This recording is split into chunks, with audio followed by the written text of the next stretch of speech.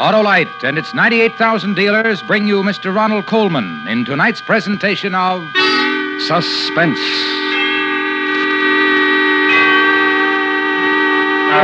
Tonight, Autolite brings you the story of a mind reader who discovers his nightclub act is not a fake, a vision of death.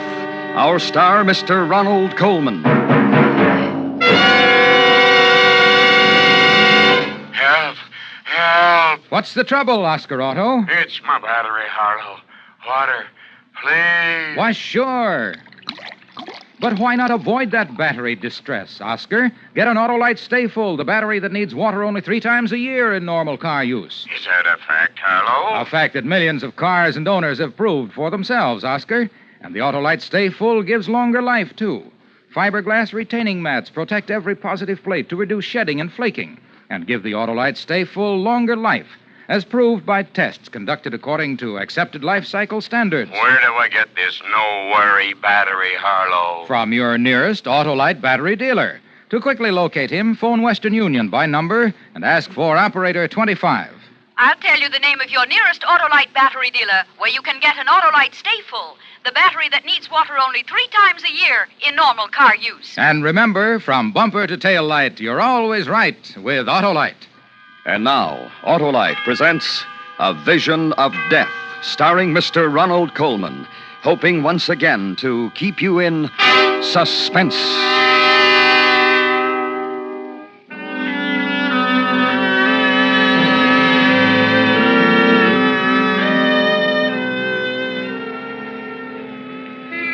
If I speak too rapidly for your stenographer, you'll tell me, won't you, Lieutenant? No offense, but he impresses me as someone who has to sit on the floor to put on his shoes. And stop me if I seem to wander away from the point, won't you? I mean to say, this is my first and, I hope, final appearance in a police precinct, and I should hate to give a sloppy performance. We were always known, Aurora and I, for the smoothness and gem-like precision of our act. As far as this murder rap, I suppose it's called, is concerned, an acquaintance with our act is the essential rabbit. Awfully good act. Smart, informal, occasionally humorous, and always mystifying. Well, the act always began with music, never with the cliché fanfare of trumpets or roll of drums. I would saunter out to the center of the floor and say something like, "Good evening. You are about to witness an exhibition of mental telepathy. Ladies and gentlemen, may I introduce Aurora, my wife?" Ah, they never failed to give her a hand. What would they applaud? Why, the vision she presented as she came toward me. There has never been anyone as lovely as Aurora, the most beautiful flesh in the profession. Now, Aurora, would you care to tell the audience, or shall I? You tell them, Judd, while I tie the blindfold across my eyes. Ladies and gentlemen, all mind readers employ a gimmick. A gimmick is a trick, a device. For example, when the mind reader, threading his way through the audience, says to the mind reader sitting blindfolded on the stage, "A lady has given me a small object which I now hold in my hand. What is it?" And the mind reader sitting blindfolded replies, "A silver coin." The answer has not come through mind reading. No, it has come through the gimmick. A cue or signal communicated through the very question itself. But we don't do that. We do not. You will notice, ladies and gentlemen, that I never speak to Aurora at all. Now, are you ready, Rory? Ready, Judd? Here we go, then. Now, you, sir, you have something? Good. Concentrate upon it like a good chap. And the you, gentleman holds a coin in his hand. It's a Mexican peso bearing the date 1892. Oh, that's very clever of you, madam. I'll be surprised if she gets this one. The Now, how about lady you? holds in her hand her other hand.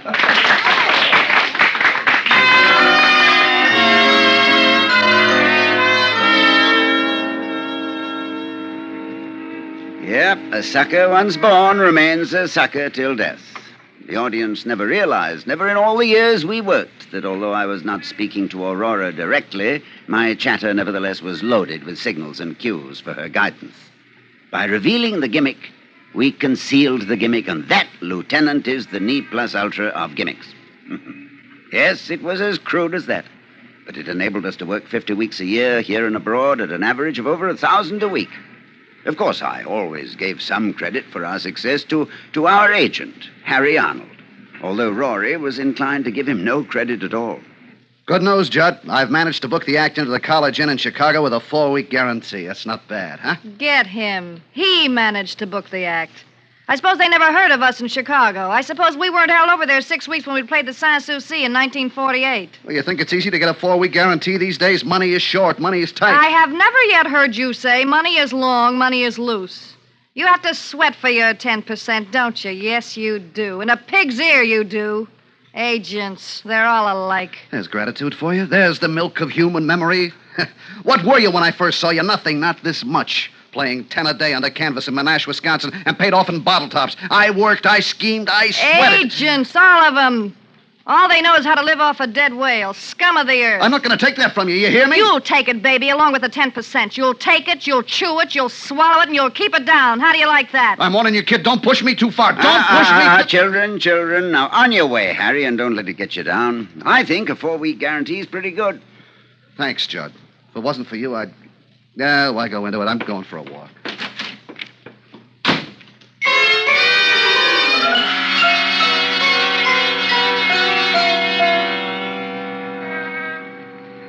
But aside from these altercations between Rory and Harry, it was smooth sailing.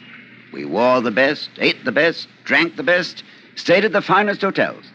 And every Saturday night after the performance, Harry would bring us our salary. He'd bring it in cash. $1,000, $1,250, $1,500. I've the old performer's distrust of checks. Been given too many with a high latex content. Anyway, life couldn't have been more placid. And then, one evening, about 5 weeks ago, soon after we opened at the Grove here in town, a frightening thing occurred. We'd just begun the act, and I was out in the audience. You will notice, ladies and gentlemen, that I never speak to Aurora at all. Now, are you ready, Rory? Ready, Judd? Here we go, then. Now, you, madam, The lady you have holds in her hand a compact. It is platinum. It bears her initials R.C. You, sir. The have you... gentleman is holding an engagement ring. In it are 3 small diamonds. Miss, what would you... The young lady is holding... It's a small cameo brooch. Rory! Maurice, music! I picked Rory up from the floor and hurried with her to our dressing room, almost beside myself with anxiety. I placed her on the couch, dampened a towel, and put it on her forehead and began to chafe her wrists. Rory, honey, Rory. Judd. I'm here, Rory. Are you all right? I guess so. I don't know what happened. Well, you fainted away. Try to remember what happened. I felt funny. I don't remember. No, try, Rory, try. Try to remember. It's important. I can't. Why is it important? You don't know? Rory, you don't know? You were calling out the answers before I even had a chance to give you the cues.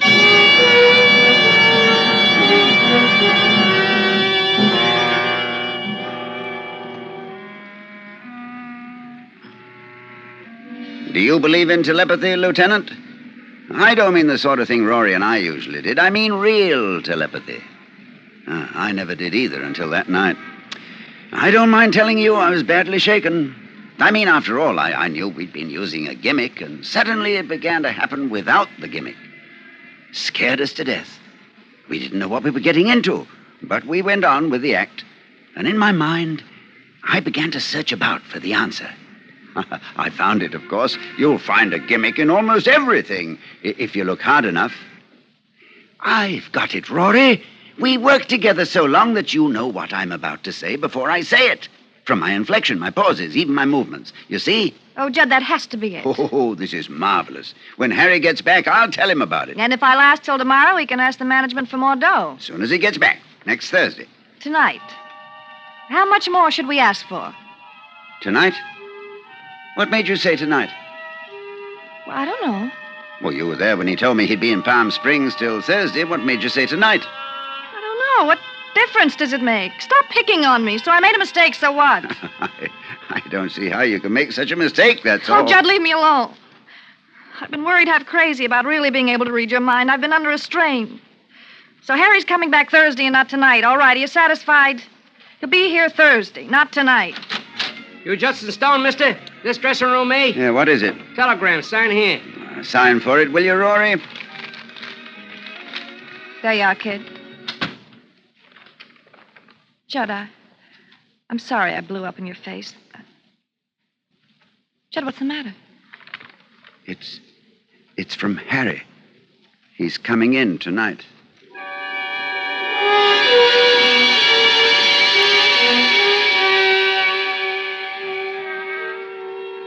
And he did, too, Lieutenant. Rory was so upset by it she couldn't go on at all that evening. She had no explanation for how she knew, none whatsoever. I don't know, Judd. I just don't know.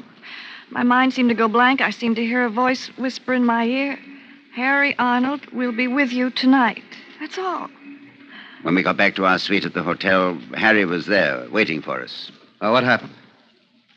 Well, what happened? You both look like ghosts. Look, Harry, I'll tell you some other time. Leave us alone, will you? All right, I'm going. I just came to wish you a happy birthday and to give you this. Birthday? Oh, thanks, Harry. Yeah, thanks. What is it? Well, open it, why don't you? It's a bathrobe. A red silk bathrobe. With your initials. That's right, it's a red... How does she know? How do you know? Get out of here! Get out of here! Judd, make him get out of here! I won't be talked to like that. I don't care who she is. I won't be talked to like that. Harry, shut up. For heaven's sake, shut up and go away. Leave us alone. Go. Get out. Get out. You too, Judd? She's got you talking against me, too? All right, I'm going. I'm going, but from here on in, it's strictly business between us. I wash my hands.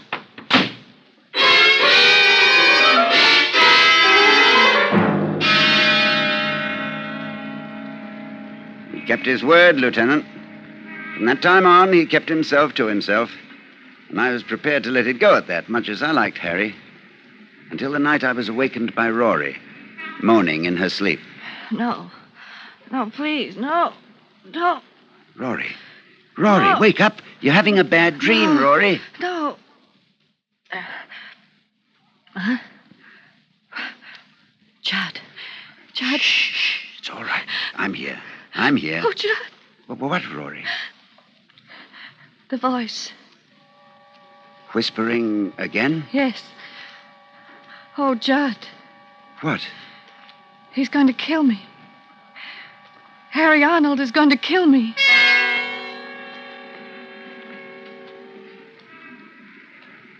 And that, Lieutenant, was the beginning of the end of that.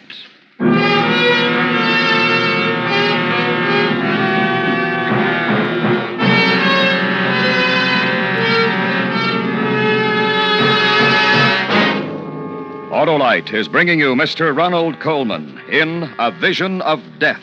Tonight's presentation in radio's outstanding theater of thrills, Suspense. Hey,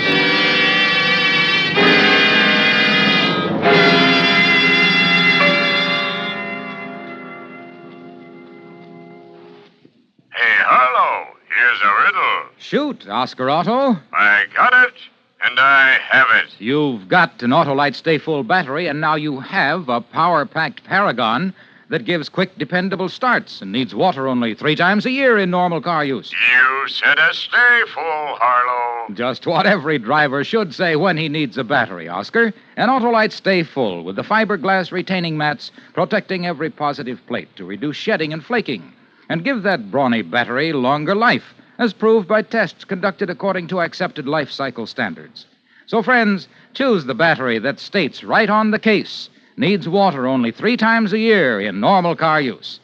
To learn quickly where to get an Autolite Stay Full battery, just phone Western Union by number and ask for Operator 25. I'll tell you the location of your nearest Autolite battery dealer, the expert on all makes of batteries. And remember, from bumper to tail light, you're always right with Autolite. And now, Autolite brings back to our Hollywood soundstage Mr. Ronald Coleman in Elliot Lewis's production of A Vision of Death, a tale well calculated to keep you in suspense.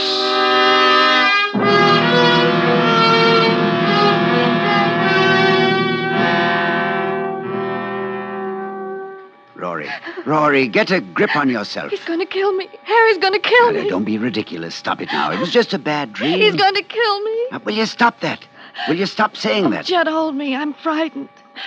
Harry's going to kill me. You've had a bad dream, I tell you. He hates me. He hates me. Oh, Judd, he's going to kill me.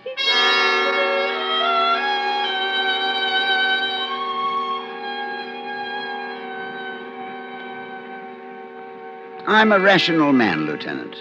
I've always felt, for example, that when Hamlet says, "There are stranger things in heaven and earth than are dreamt of in your philosophy, Horatio ought to reply, tell that to Sweeney."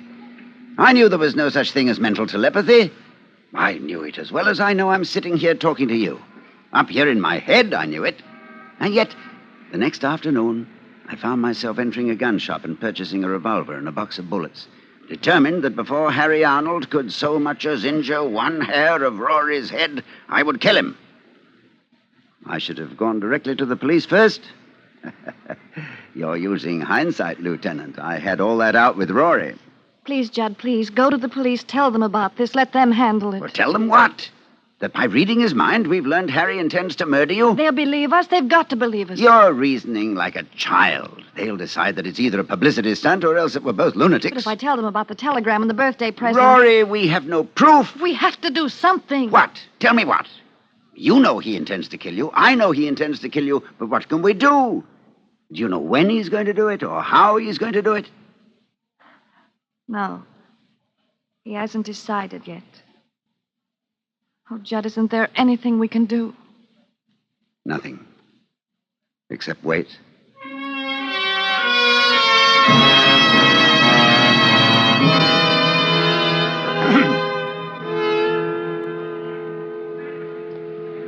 I reacted to the waiting as you might expect, Lieutenant. Sleeplessness, loss of appetite, growing irritability. I flared up at everyone. Waiters, chambermaids, elevator boys, the manager of the club.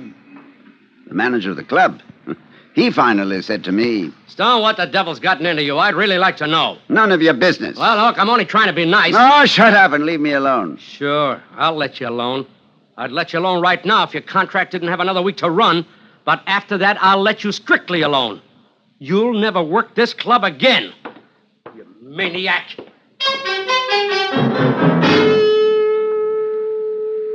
I began to drink quite heavily, quite noticeably. I was going crazy just from the waiting. And then the waiting came to an end. It was around 3 in the morning. I was sitting up in bed, in the dark, smoking, when Rory opened her eyes and said, Judd, "Yes, the voice. yes." He's going to kill me here. Right here in this room. Rory. Saturday. This Saturday. At midnight. Oh, Judd. Oh, Rory, sweetheart. He's going to shoot me. He has a gun. He's going to shoot me. He's going to get you downstairs in the manager's office at the club. And while you're there, he's going to come up here. No, Rory, listen to me. I want you to listen to me. You're mistaken, do you understand? You've been having another bad dream, and that's all there is to it. No, Judd, I swear it. He just thought of it, just this minute. He's standing in a bar, standing there all by himself, drinking. And he's just this minute decided. You're making it up. Judd, no. It's the bar over at the Tuscany Hotel. I see it so clear. Oh, you're wrong. You're wrong. I'll prove you're wrong. Desk. Get me the bar at the Tuscany, will you? Over on Sunset? 1 moment, please. You'll see, Rory. He's not there at all. You'll see, it's just a dream. Just a bad dream. Tuscany Cocktail Lounge. Hello, is Harry Arnold there at the bar? Harry Arnold? No, I'm sorry, he's not. He's not? You sure of that? I'm sure. He was here all evening, left about a minute ago. I said goodnight to him myself. Want me to have...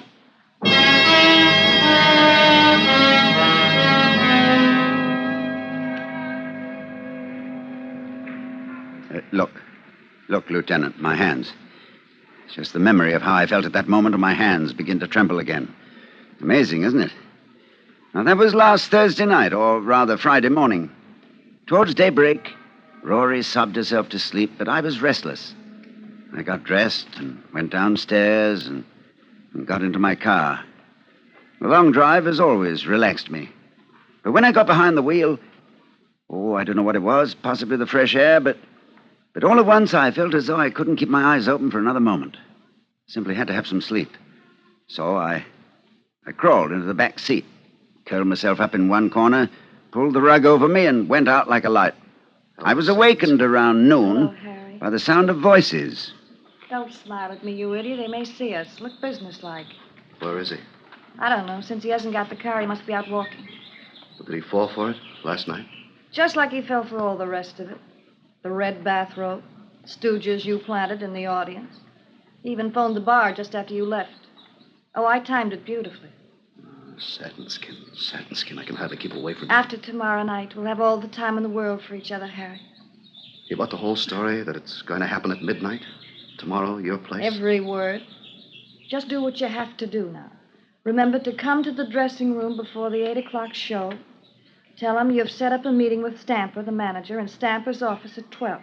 Yeah, I want them to shake hands and be friends again, I'll tell them. Yes, and don't forget, when you come to our door at midnight, keep talking to the elevator boy. Don't let him go, whatever you do.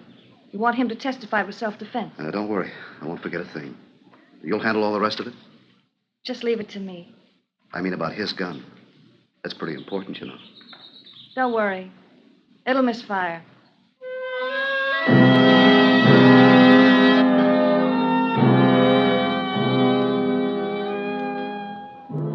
It'd be difficult for me to tell you what I felt as they walked away, Lieutenant.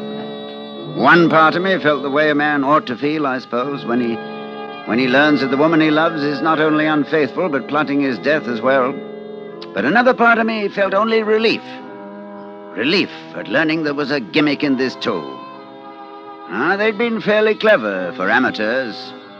Harry had a good excuse for carrying a gun to protect the cash he brought me each Saturday.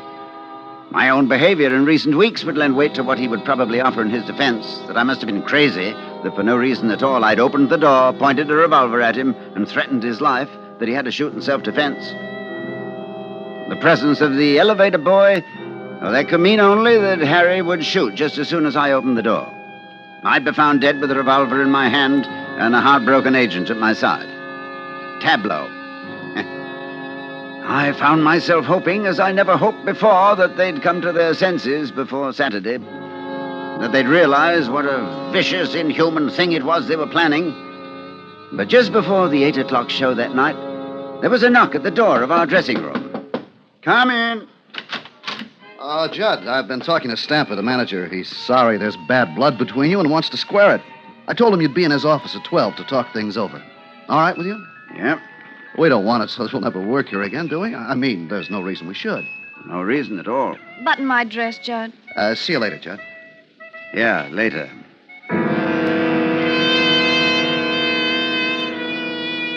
We did the show and then went up to our suite. I convinced Rory that I should meet Harry alone, and then I helped her pack a small overnight bag. I loaded the revolver, and then there was nothing to do but wait. The minutes passed. 9 o'clock, 10, 10:30, and I waited. Judd, Yes? it doesn't seem right to leave you here alone. Harry might... No, you go. Things might not turn out as I planned. I might not be able to stop him. And if I fail to stop him... No, it's best that you go. Just wait at the motel until you hear from me. What time is it? Almost 11. 2 minutes of 11. I'm out of cigarettes. Desk? This is Mr. Stone in 1101. Please send up a carton of players, will you? Right away, Mr. Stone. I want you to go now, Rory. Judd, let me call the police, please. It'd be useless. We've gone into it, and it would be useless. Well, then come with me. He won't find anybody here. And he'd choose another place, another time. Now, here's your valise. You have your gun? In my pocket. You won't take any chances. I don't know what I'd do if you were hurt. I won't take any chances. Now, let me help you on with your coat. Oh, Judd, I love you so. Yeah, I know. And I love you, Rory. I really do, you know. You ready?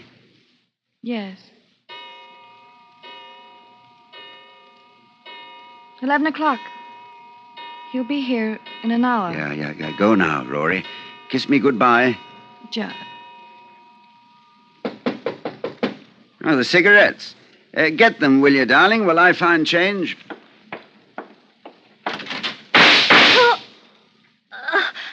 Harry. Rory. Rory. Rory!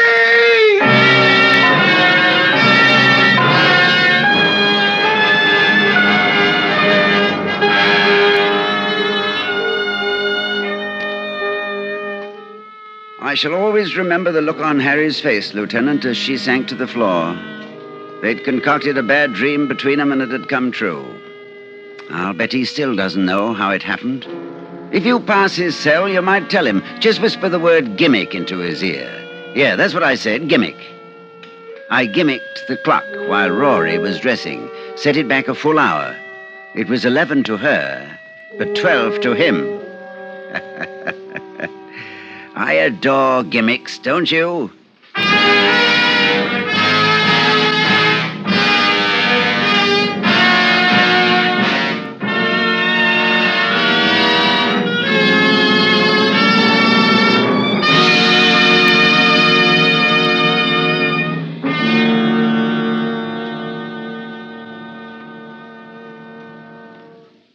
Suspense. Presented by Autolite. Tonight's star, Mr. Ronald Coleman. This is Harlow Wilcox speaking for Autolite and bringing back our distinguished star, Mr. Coleman. Thank you, Harlow. You know, it's been over 2 years since I last played in Autolite's Theater of Thrills. But I've listened to Suspense attain new dramatic heights this season, with such exciting fare as Edwin Drood and, of course, Othello.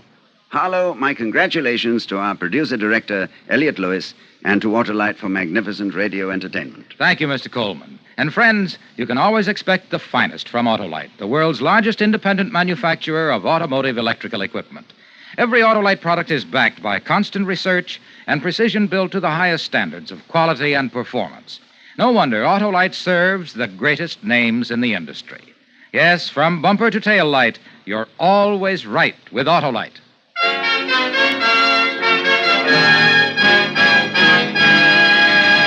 Next week, we recreate one of the great mysteries of the sea. A ship found drifting in perfect condition, but with no human aboard. The mystery of the Marie Celeste. Our star, Mr. Van Heflin. That's next week on Suspense. Suspense is produced and directed by Elliot Lewis, with music composed by Lucian Morowick and conducted by Lud Gluskin. A Vision of Death was adapted for Suspense by Walter Brown Newman from the original story by Jerry Hausner. In tonight's story, Mary Jane Croft was heard as Aurora. Featured in the cast were Hy Averback, Benny Rubin, Julie Bennett, and Charles Calvert. You can buy Autolite Stay-Full batteries, Autolite resistor or standard type spark plugs, and Autolite electrical parts at your neighborhood Autolite dealers. Switch to Autolite. Good night. This is the CBS Radio Network.